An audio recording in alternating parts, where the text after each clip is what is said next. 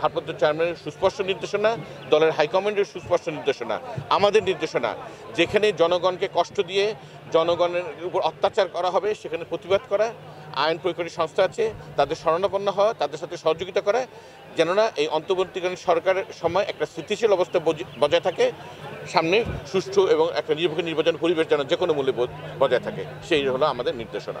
আজকে যে অনুভূতি অত্যন্ত আনন্দের, সেই সাথে বেদনারও, কেননা এই 5ই আগস্টের ছাত্র জনতার যে আন্দোলনে হাজারো মায়ের বুক খালি হয়েছে, সেই তাজা রক্তের বিনিময়ে কিন্তু আজকে আমরা এরকম মুক্ত পরিবেশে ইফতার, দোয়া মাহফিল সহ বিভিন্ন রাজনৈতিক কর্মকাণ্ড চালাতে পারছি। আপনি বললেন বাজারে গুঞ্জন রয়েছে, এবং বৈষম্যবিরোধী আন্দোলনের অন্যতম নেতা জনাব হাসনাত আবদুল্লাহ তিনিও কিন্তু একটি সুস্পষ্ট একটি ফেসবুকে স্ট্যাটাস দিয়েছে। আমি ব্যক্তিগতভাবে অত্যন্ত উদ্বিগ্ন, মর্মাহত। যদি এই কথার ন্যূনতম সত্যতা যদি লেশমাত্র থাকে, এটা অত্যন্ত উদ্বেগজনক।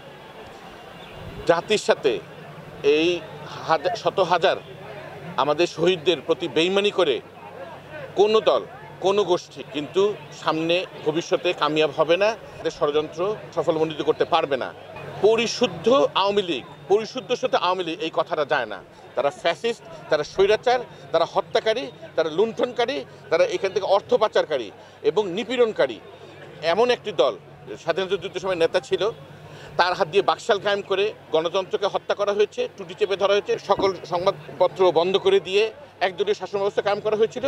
ঠিক তেমনিভাবে গত 16 বছরেও এই স্টিম রোলার চালিয়ে মাফিয়া সরকার এ দেশের মানুষকে জিম্মি করে, হত্যা করে, গুম করে তাদের যে ফ্যাসিস্ট রাজত্ব কায়েম করেছিল, তাদের সাথে কোনো রকমের সখ্যতা, কোনো রকমের সমঝোতা, এবং যেই রক্ত তাদের গায়ে লেগে আছে, এই রক্তের দাগ মুছে না যাওয়া পর্যন্ত, জাতির কাছে ক্ষমা না চাওয়া পর্যন্ত এবং সুস্পষ্ট বিচার না হওয়া পর্যন্ত কোনোভাবেই আমি সরাসরি বলতে চাই আওয়ামী লীগের বাংলাদেশের রাজনীতি করার কোনো অধিকার নেই।